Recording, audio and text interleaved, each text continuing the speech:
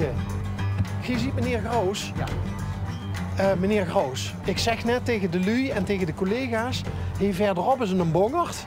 Ja. Daar staat ook Chateau Contelmo op. Ja. Groot door het fruit waar je de schroep van maakt. Inderdaad, ja. Maar wat doet je dat leuk met die spreuken en zo? Ja, ik hoor je een beetje van, zeg het, Folklore, folklore. zei je met een brede glimlach. Ja, omdat dat ga doen. Je moet zeggen, en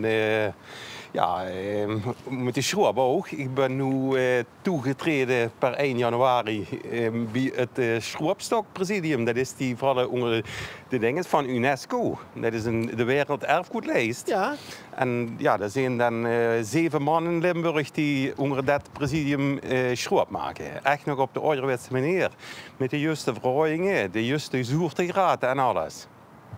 Wat En leuk. echt origineel door in koperen ketels. Ja. Ik denk bij UNESCO denk ik dan altijd ook aan mooie natuur en gebouwen en zo. Maar Ja, er zitten ook gewoon Ja, dan valt het schroep valt er ook onder. Sinds een paar jaar. Ja. enorm leuk.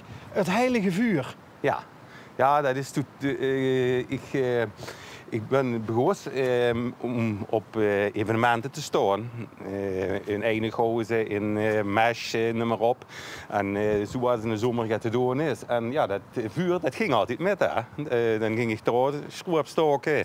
En ik doe confituur maken. Alles met het vuur. Dus dat vuur is eigenlijk heilig.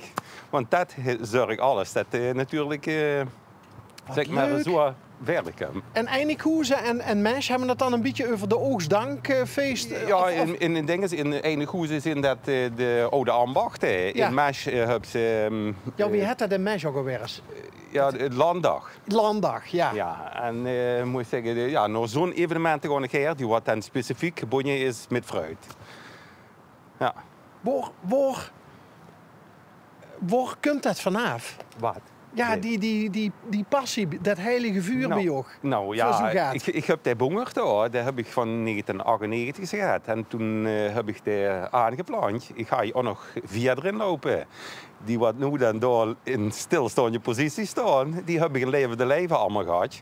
Dus die lakenvelders en die brandrode rund en ook die guenen. Even voor de mensen, want we kunnen het nog niet in beeld brengen, want het wijken is een stukje verderop, de bongert. Maar er stond dus inderdaad, Ja. wat is het, kunststof koeien in? Ja, ik heb ze dan nu gemaakt in kunststof wie ze zo horen in de origineel. En ja, zo gaat, en ik doe er van alles met. Ik heb daar een bakoven in staan. Dat huisje, dat is een bakoven. Dus er weer in de zomer om de angste jaar hebben we hier een evenement, Pruimendag. En dat is in de proemetijd, zeg maar. En dan, dan wordt in de oven gebakken. Vlaaien, ouderwetse vlaaien. Met Proemenvlaai. Ja. En dat Even, want we zeggen dat wel soms tegen elkaar nog steeds, tot in de proemetijd. Maar Ja, wanneer is, meneer Gauws, wanneer is de proemetijd? eind van juli, begin augustus. Oké. En doet je dat dan eind weekend? Ja, meestal zondags.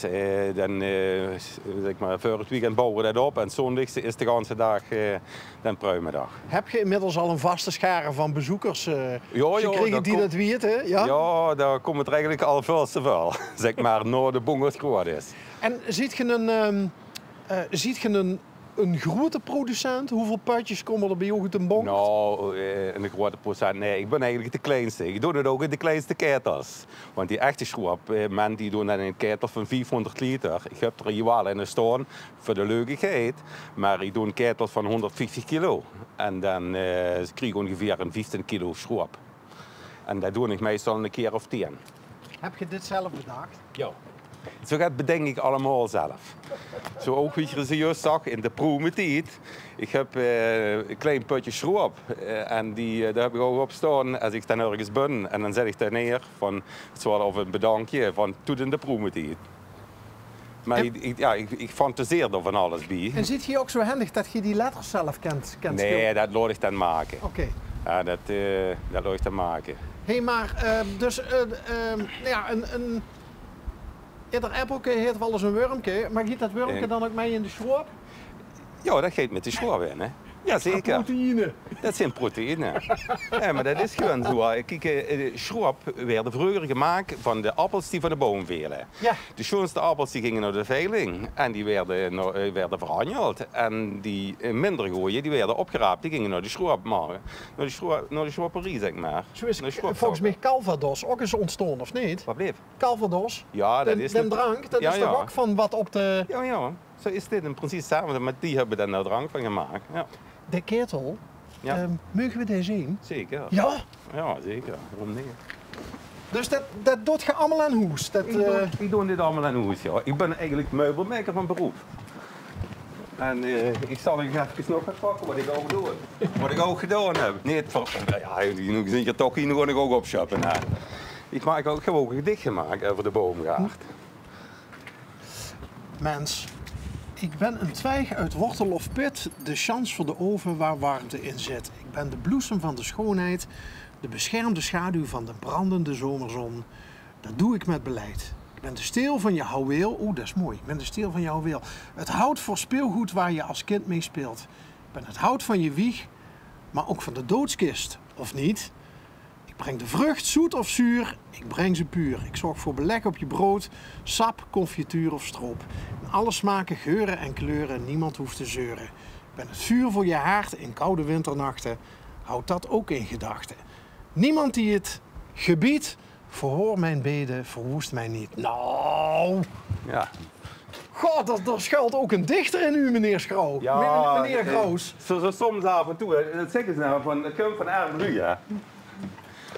Is dat zo, hè? Ja, weet ik niet. Maar het spat er ook aan alle kanten bij je ook vanaf hier. De liefhebberij. Ja, moet je zeggen, ik vind ook je moet een beetje sfeer in zitten. Daarom heb ik ook die koe daar staan. Ja, daar heb ik een paard in de stal staan. Er staat een paard in de gang, maar dan anders. Mijn dochter die een paard gehad. En ja, op een gegeven moment is ze weggegaan. En ik vond je hier de paardstal. En dan vond je het toch leuk om ze te hebben staan. Kijk, hier heb ik de schroepketel staan. De ouderwetse. Ja, de andere, die kleine, daar heb ik opgeborgen op zolder. Maar is dit in 500 liter wat gezegd? Dit is van 400 liter, ja. Dit je dus voor de sieraap staan? Dat heb ik voor de stier staan en af en toe nog een evenement gewoon een nummer gemeten, maar dat woog 100 kilo. Wow. Ja, Maar 100 kilo? maar 100 kilo. Oh. Ik zou denken, dat is zwaarder, maar Ja. Ja. geweldig. En maar dat is nog dat is een echte ouderwetse. Dat is een echte ouderwetse. Wie zou je dit zien? Ik denk een 200 jaar. Maar dit moet ik even vertellen. Dit is een schroepketel die is geweest van een armere schroepsuiker.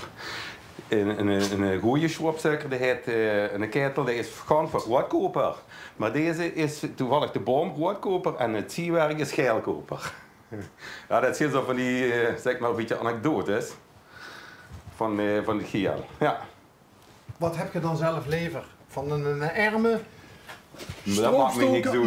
Nee? Nee, want ik zelf stok in de kleine ketel ook met een geel. En deze hoef je niet te poetsen? Nou, die staat die gewoon voor de lol van Ida. Dus gewoon voor het veeg. Ja. Hey, en heb je een stokerijtje dan? Wordt je het...